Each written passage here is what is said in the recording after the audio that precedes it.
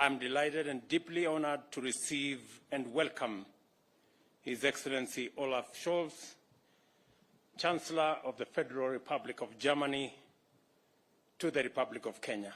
Welcome, my good brother, to you and your delegation. Just over a month ago, the Chancellor warmly welcomed me to Berlin on my inaugural visit to Germany as President. Today, it is my great privilege to reciprocate by warmly welcoming His Excellency the Chancellor. Karibu, willkommen.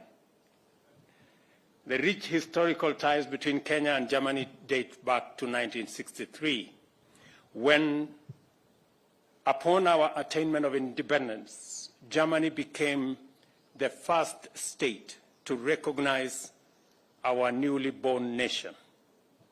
That marked the beginning of a deep friendship that has grown stronger every passing year. Our common values and cooperation in diverse spheres of endeavor, including energy, climate action, agriculture, health, trade and investment, and education, have marked our bilateral development. My recent visit to Berlin in March and the Chancellor's return visit today have taken place at a time when our two countries are commemorating 60 years since the establishment of diplomatic relations. The Chancellor and I have had fruitful discussions, and we have exchanged views on the strategies and pathways through which we can deepen the excellent relations between our two countries. I have taken time to brief the Chancellor of the government's progress in improving the business environment, which has made Kenya significantly more attractive to German investors. I encourage the business delegation, which is here with us, which has accompanied the Chancellor, to explore and exploit the huge untapped investment opportunities in Kenya. I also invite them to take advantage of Kenya and Nairobi's natural geostrategic advantage and use our capital as the gateway and hub for their regional and continental investments. I assure the business delegation, on behalf of the entire German business community, that Kenya will support German investors with incentives to engage successfully in investment opportunities in our country. In our meeting, the Chancellor and I have agreed on a number of issues. The Chancellor and I have discussed in detail employment opportunities for professionals, skilled and semi-skilled Kenyans in Germany, a matter of equal great interest in meeting Germany's huge labor requirements. I have urged my good brother Chancellor Scholz to review and ease immigration laws, and I am very confident that they are well underway to enable Kenyans find employment in Germany. We have therefore agreed to establish a technical team from my office and the Office of the Foreign Affairs and Labor in both countries to initiate discussions, expeditiously navigate the procedures, and formulate an appropriate framework for the export of labor to Germany. The Chancellor and I also had the opportunity to exchange views on the best modalities of increasing capacity of our TVET institutions. Through German support, we have been able to engage and enhance training opportunities offered to Kenyan youth. Germany has also offered support to expand and upgrade our centers of excellence by increasing them from 3 to 7. Similar efforts will be extended to another 60 TVET institutions. To bridge the gap in language, we agreed to introduce teaching and learning of German in basic education institutions, TVETs and other institutions of higher learning, and Germany therefore has agreed to support us in seeing how we can train more teachers to assist in the German language. In addition, we agreed on the need to align as much as possible the Kenyan and German TVET curricula. In other discussions, we further agreed to establish a twinning institutions framework for pairing our TVET colleges with selected TVET colleges in Germany, and thus facilitate the anchoring of labor migration from Kenya to Germany upon graduation. Chancellor Schulz and I have also agreed to expedite the establishment of a framework for robust exchange programs between Kenyan and German MSMEs. As you are aware, MSMEs drive both the Kenyan and German economies. What we seek is synergy to enrich learning and grow the economy from the bottom up. Germany has agreed to enhance the capacity of the Financial Inclusion Fund, the Hustler Fund, to increase affordable and easy access to credit for unbanked MSMEs at the bottom of the economic pyramid. Kenya is Germany's most important trading partner in East Africa. However, the trade balance is in favor of Germany. I have therefore called on the Chancellor to review tariff barriers and to allow Kenyan products to enter the German as well as the European market. The Chancellor has been a big champion of assisting Kenya in concluding the Economic Partnership Agreement between East Africa and the European Union. And, Mr. Chancellor, I want to tell you, Kenya is eternally grateful for your personal intervention on this matter. Our grid is 92% green, and our commitment is to achieve 100% green energy by 2030. While our current grid is 3 gigawatts, the potential is huge, and our ambition is to make a quantum leap to 100 gigawatts by 2040. Germany has been a steadfast partner in our renewable energy journey, and I express my appreciation, Mr. Chancellor, for your reaffirmed commitment towards increasing the capacity of the Olkaria geothermal station and the general investment in our renewable energy space. On the existential climate crisis, we shared our concern of the effects of climate change on livelihoods, communities, and nations. We underscored the urgent need for concerted efforts to reverse the effects of climate change. In this regard, we agreed to work together in the search for solutions and deepen our collaboration in climate-resilient development and renewable energy, including production of green hydrogen and sustainable agriculture, including production of green fertilizers. Additionally, I emphasize the need to move beyond the debate on adaptation and loss and damage, and to engage in a candid conversation on climate finance and investment, which would unlock our potential for green growth. Equally, the current international financial system is inadequate in dealing fairly with multifaceted global crises, including recovery from the COVID-19 pandemic, the climate emergency, and the debt crisis in the global south. I therefore urge the Chancellor to support the reform of the international financial system. This system must recognize our potential and ensure a win-win outcome, providing access to affordable, adequate, and sustainable financing that is delivered in a timely manner. As part of our effort to establish a common African position on climate change, at COP28, Kenya will host the Africa Climate Action Summit between the dates of the 4th and 6th of September this year. I am pleased to inform you that as a friend and partner, Germany has committed to support The summit, with a financial contribution and with technical support, and Kenya has also confirmed its official joining of the Climate Club initiative, which calls for the expeditious implementation of the Paris Agreement at the invitation of Germany. Your Excellency, Kenya now formally joins the Climate Club at your invitation, and we intend to be a robust player in that space.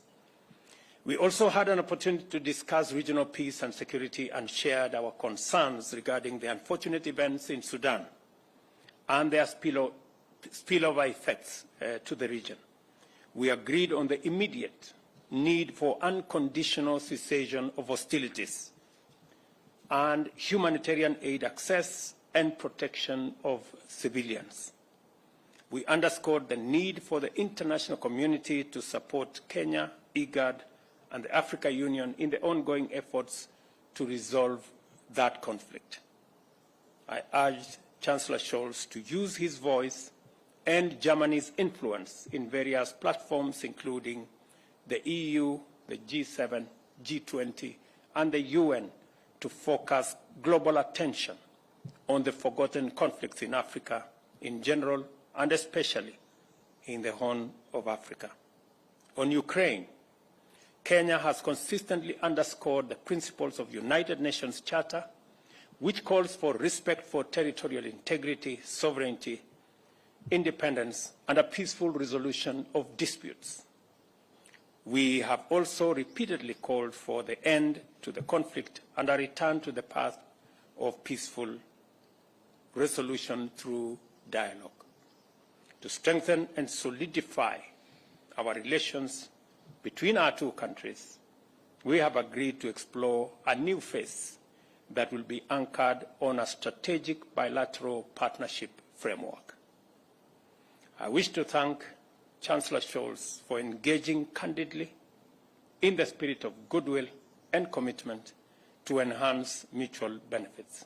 I also take this opportunity to once again express our collective appreciation of his very warm visit. Finally, I affirm Kenya's commitment to deepen and strengthen relations with Germany and look forward to many more engagements in future. I thank you. My good brother, welcome.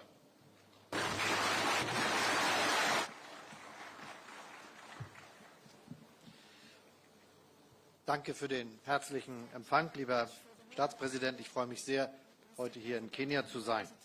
Erst vor wenigen Wochen haben wir uns in Berlin getroffen und darüber gesprochen, wie wir unsere Beziehung weiterentwickeln können. Und das ist nun mein erster offizieller Besuch in Kenia, und das in einem sehr besonderen Jahr. Kenia feiert 60 Jahre Unabhängigkeit. Und die Bundesrepublik Deutschland war das erste Land, das 1963 die Republik Kenia offiziell anerkannt hat. Daher feiern wir in diesem Jahr auch 60 Jahre diplomatische Beziehungen. 60 Jahre diplomatische Beziehungen, die eine gute freundschaftliche Zusammenarbeit geprägt haben und die auch die Basis sind für das, was wir uns für die Zukunft vorgenommen haben. In den 6 Jahrzehnten haben wir das bilaterale Verhältnis weiterentwickelt, haben in multilateralen Foren zusammengearbeitet, aber vor allem auch die Freundschaft zwischen unseren beiden Völkern und Gesellschaften vorangebracht und dafür Sorge getragen, dass unsere Beziehungen wirklich partnerschaftlich sind. Deshalb ist es auch richtig, dass wir jetzt unserer Partnerschaft einen mehr strategischen Rahmen geben wollen. Unsere Unternehmen sind gut vernetzt. This is also reflected in my business delegation that is accompanying me on this visit. I am also delighted about the close cooperation in economic issues that is reflected in many topics we have discussed today that you mentioned, but that are also linked to the willingness, your willingness to work with us in the framework of the Compact with Africa, because it is an important topic for us. It facilitates trade, it facilitates investment by companies. And we also are talking about the question of protecting our environment and fighting man-made climate change. We are united in our ambitions, and I would like to explicitly say that Kenya truly has made substantial progress, is a true leader compared to many other countries in the world. So I am absolutely delighted about your willingness to become a member of the International Climate Club. This is an important step, because if we are to reach our ambitious goals to stop climate change, it will only succeed if we work together and make sure simultaneously that we are doing this together, and that our different pathways that we have will be in context, will be related, and will lead to the same goal. In March, you participated in the Berlin Energy Transition Dialogue in Berlin. You have highlighted once again the important role of Kenya in the fight against climate change. Thank you very much for that. These are really topics that unite us, and it's not a coincidence that I will be visiting the geothermal power plant in Naivasha. As I was told, it's the biggest of its kind in Africa, and this illustrates once more that Kenya is a truly inspiring climate champion. More than 90% of Kenya's electricity already comes from renewable energy sources, and by 2030 you are to reach 100%. This is truly impressive, and it is also one reason why Kenya has such appeal both in Africa and beyond. Last year, we have agreed to establish a climate and development partnership in which we step up our cooperation in the areas of renewable energies, hydrogen and drought resilience in agriculture. We will also make additional funds available for that purpose. I am impressed by Kenya's preparations for hosting the Africa Climate Action Summit, a summit you will be hosting, and Germany will be supporting Kenya with our technical means and also financially. The conference highlights Kenya's leading role in climate action, and it is also an event that will lead the way up to COP28, a truly remarkable and important event. There is also potential for enhanced cooperation in the field of labor migration. Germany wants to offer more legal pathways for migration for those who wish to work in Germany, and at the same time we aim to reduce illegal migration. This is a win-win situation for all countries involved. We see a great potential for orderly, skilled labor migration from Kenya in many fields of our economy. Kenya is a solid democracy. This is why your country is a stabilizing actor in a truly troubled region. We very much appreciate what Kenya has achieved in terms of mediation efforts in the last year, and also in the current situation. It is continuing to show in many ways in its region that it is committed. This is especially true with regard to the situation in Sudan, that is, of course, very concerning to us and many others. Many Sudanese people have taken to the streets over the last years, risking their lives. They have stood up for democracy and freedom, for a transition, moving from military structures to a civilian structure. So the army and the RSF must end their military struggle for power, which happens to the detriment to the people of the country, which leads to violence and destruction. There needs to be a transmission to a civilian government, and we are grateful for Kenya's commitment in this regard. Let me highlight it once more. We will do everything we can also to support the initiatives that have been taken. And also elsewhere, Kenya is committed. I said it before, in Somalia, Ethiopia, the Democratic Republic of the Congo. These are indispensable efforts of support that we greatly appreciate and that we're happy to support. I am deeply convinced that initiatives for peace and stability in Africa, led by African states themselves, will only gain in importance. They are very relevant. And just as Kenya, es we gelingt, eine multilaterale Welt count zu on entwickeln, in der developing a keine multilateral Grenzverschiebungen world versucht in werden, which in der nobody die tries to shift Regelungen borders, der in which the internationalen rules Ordnung of international order are accepted on the basis of the United Nations Charter and the international law. This is why it is very important for us and so significant that we raise our voices when international law is breached.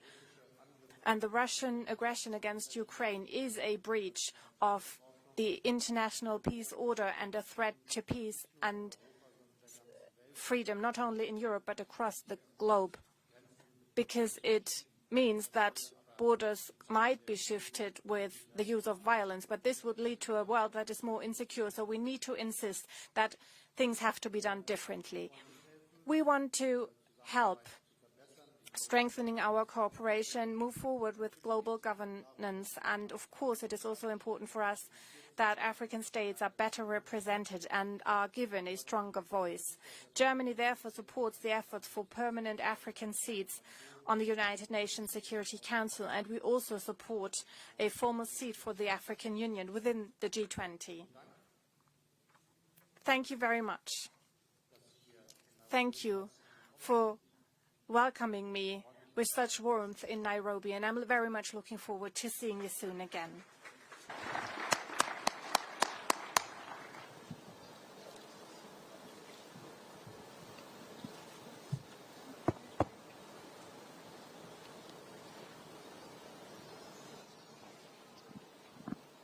Who is leading?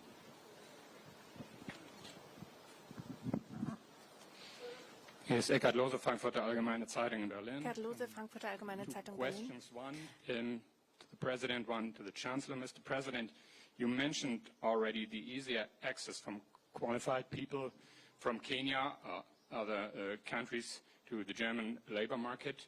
Germany is negotiating agreements that, on the one hand side, will make it easier, the access to Germany. On the other hand side, once those countries where asylum seekers come from with no perspective to stay in Germany should take these asylum seekers back. Is this going to work? Und eine Frage an Sie, Herr Bundeskanzler. And one question to the Chancellor. How big is the threat that the conflict in Sudan might spill over and lead to new migration movements towards Europe and Germany? Thank you. Thank you very much. As a country, we believe in the rule of law. And whatever Germany is doing to put together a legal regime that allows legal immigrants, people of good standing, to access opportunities for employment in Germany is a very welcome development for us in Kenya. We do not find that there is a contradiction at all in demanding that those who are illegal, those who are not good, should be repatriated to wherever they came from. And therefore, our position, and we have discussed this with the Chancellor, is that while you open opportunities for Kenyans to work in Germany, and Chancellor was gracious enough to tell me that there is an opportunity for close to 250,000 people to work in Germany from different countries. We would value that opening, but we would also undertake that any persons from Kenya who do not measure up to good standing and are against the law in Germany, they would be returned back to Kenya. We have undertaken that position. Schönen Dank für die Frage. Thank you very much for your question. das, was uns am allermeisten gegenwärtig umtreiben muss, dass es eine große Fluchtbewegung gegeben hat, vor allem in die Länder der Region. Und das ist ja etwas, das unverändert stattfindet. In the countries of the region, and that is ongoing. And I'm very grateful to all the countries who have hosted refugees. Kenya is one of these countries. Refugees who have sought shelter and protection. This is a migration movement, as I see it, that is currently affecting mostly the neighboring countries and has not yet affected countries further away, but we should take this question very seriously. It is a serious threat to peace, not only in Sudan, but also to the whole region, and there is a risk of spillover effect. It is a serious risk, and that means that we all together need to do everything we can to bring the two military parties to ending their conflict and lead the transition to a civilian government. We need this transmission as soon as possible so the refugees can return. This is what we can say at this point.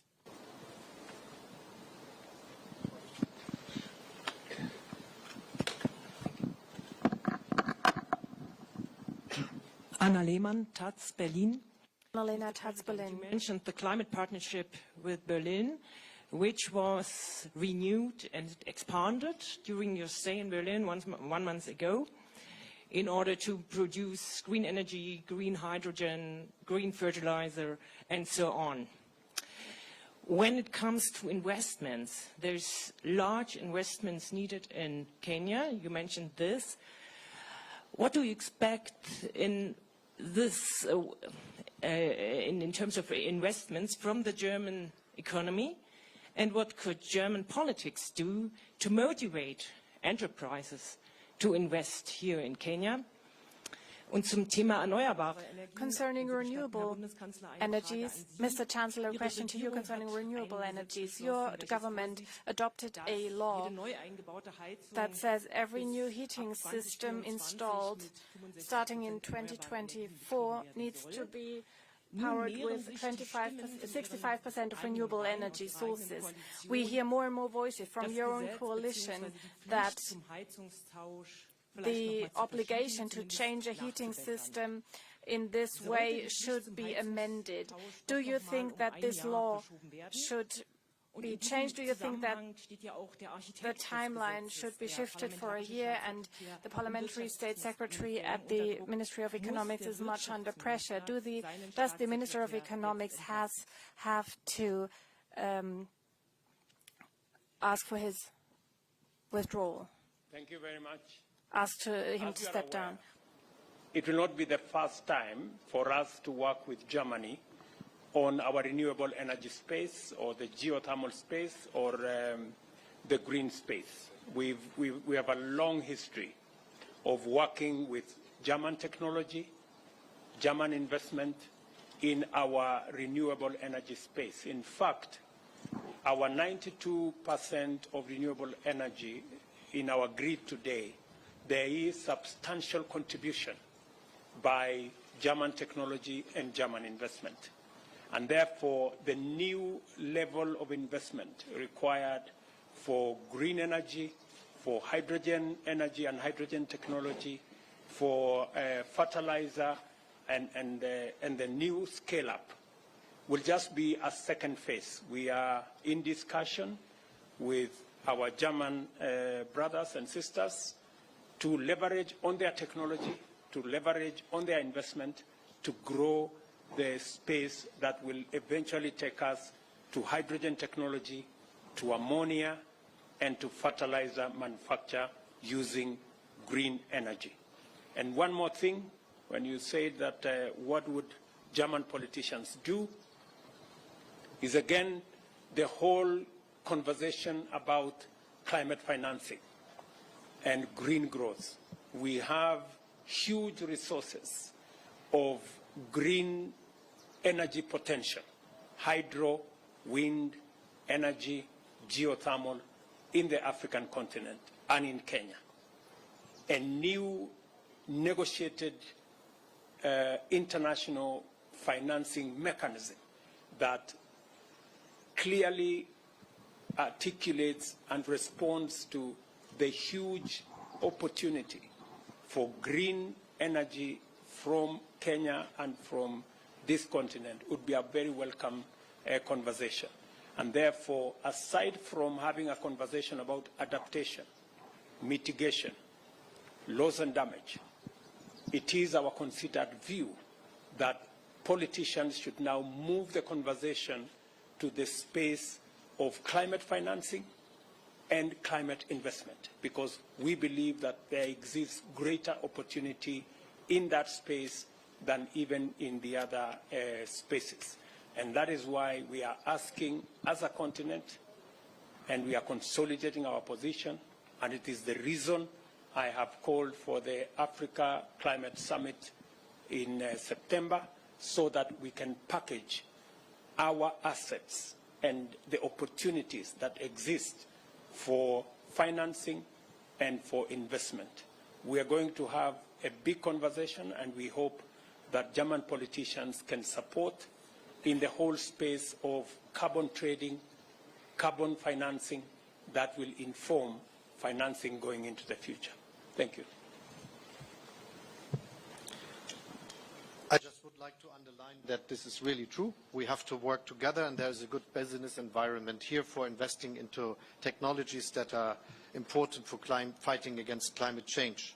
My personal perspective is that a lot of the technological advantages we developed the last years and decades could be used all over the globe. And we should really understand that our biggest aim must be that there is a growth of wealth in many countries of the world, that they are looking for having a similar standard of living as we have it in Europe or in the north of America, for instance.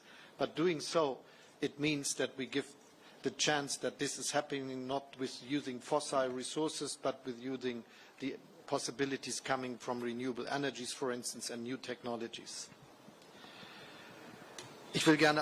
Let me also add that geothermal energy is also one of the issues that's playing a major role. Only recently I visited a geothermal station in Germany and officially opened it. I will also be visiting a geothermal plant here in Kenya, and in the context of hydrogen, it also plays a hugely important role. It is a great progress, and if we talk about legislation in Germany serving the goal to reach climate neutrality by 2045, it means that we need to make progress in all areas. We need to take all measures we can to make this progress as soon as possible. We have amended many laws, and I think the velocity for expanding renewable energies, offshore, onshore, wind energy, solar energy, and the expansion of our grid has been remarkable. And of course we also support investment in technologies that use less fossil fuels. Mobility is also one of the sectors that are important, and heating as well. The federal government has started a bill, a law, and after a lot of discussions, many questions regarding this reform have been answered, and I think that we have been quite successful in answering the questions that were still open. The former Social Democratic leader said no bill that enters the Bundestag will exit the Bundestag unchanged. This is part of democratic processes with all legislation, but I think that the purpose of the law will not be called into question, and that is what I also hear from the three parties of my government. And I think that the diligent discussions in the Bundestag will lead to the fact that many questions will have been answered, and there might still be one or two small questions, but I think the big questions have been addressed. And part of this is the knowledge that those who moved to their homes before 2002 had not yet had to fulfill any requirements, and they do not have to change immediately their heating system. The same is true for many other exceptions we have made. So as far as we can see, many of the questions that are raised in the public space have been answered already, but of course Parliament can also still improve legislation but this will not call into question the basic idea behind the legislative project. This is my opinion, and this is what I hear from the members of parliament as well. So I'm very confident regarding this question. And there is also a substantial project of subsidies and support systems to make sure that everybody can make their own contribution to stop man-made climate change. Regarding the question you have also raised, whether the Minister of Economics has said anything about this, and he said some wrong decisions need to be corrected. This has happened, and I think all the other issues will be dealt with according to the rules that we have. Thank you, Your Excellencies. That now marks the end of the joint press briefing. Ladies and gentlemen, thank you very much. We'll request that you remain seated as His Excellency and the Chancellor retreat. Will guide you on how to go from here. Thank you very much. His Excellency and the Chancellor will now retreat and proceed for lunch. Kindly remain seated as they retreat, and will guide you on how to go from here.